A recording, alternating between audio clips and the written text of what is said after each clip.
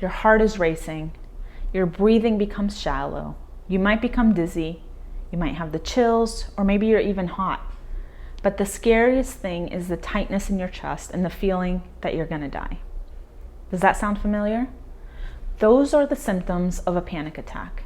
It can be the scariest thing because the symptoms resemble those of a heart attack. And many people actually end up in the ER because of panic attack symptoms. They think they're having a heart attack. So today I'll be going over panic attacks. Why do they happen?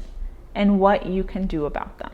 But first, I want to welcome you to my channel. My name is Micheline, I'm a licensed therapist, and I post videos weekly on Mondays and Wednesdays about mental health topics. So please make sure that you hit the subscribe button and turn on your notifications, that way you never miss an update. And if you're coming back to my channel and you're enjoying my videos, you can also help support me by hitting the like button and dropping a comment below. So panic attacks can come on rather quickly and last for about 10 minutes to a few hours. And many people don't recognize what triggered the panic attacks, and therefore they think that they come out of nowhere. This is hardly the case. Although it feels like they come out of nowhere, panic attacks have a trigger, even if the trigger is extremely subtle and unnoticeable at first. Some people can recognize their triggers, especially when the trigger is something obvious, such as a fight with a loved one, or an upcoming exam, or maybe thinking about public speaking.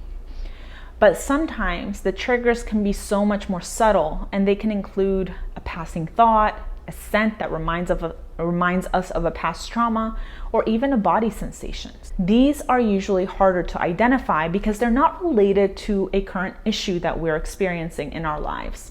Panic attacks are usually a symptom of anxiety-related disorders. Sometimes people can also have what's called panic disorder. One of the criteria is panic attacks that are brought on by the intense fear of having another panic attack. So treatment for panic attacks will really depend on the underlying issue that's causing it in the first place, and that can include therapy and in some cases medication. If you suffer from panic attacks, you can try to reduce the overall stress in your life and practice self-care. Try journaling your feelings, your mood, your sleep, your daily stress level to see if you can identify any potential triggers. Another good tip is to allow yourself to express your emotions. One of the things that leads to stronger panic attacks is trying to suppress or stop them. The more that you try to stop or avoid the panic attack or anxiety, the more likely it will be bigger and scarier. Our brains do not like being told what to do. So if you tell it to stop, or you get mad at yourself or frustrated at yourself for what's happening, you will only make things worse. So next time you're having a panic attack, try these 5 things instead. The first thing you can do is remind yourself that what is happening is a panic attack. Say to yourself, I'm having a panic attack and this cannot hurt me. The scariest part of a panic attack is the fear that our bodies will give out. So reminding ourselves of what is happening can naturally make it less scary. Number 2, go release some of the energy. Get outside, get your body moving, dance, express extra energy out of your body, and this will help your body think it has either run or fought the threat, and you will start feeling better quicker. The third tip is to grab some ice cubes in your hands.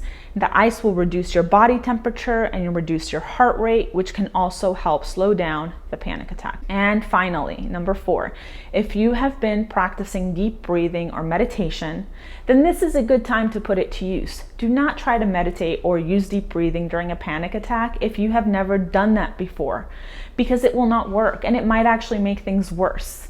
Only do this if you have a daily practice of breathing and meditation.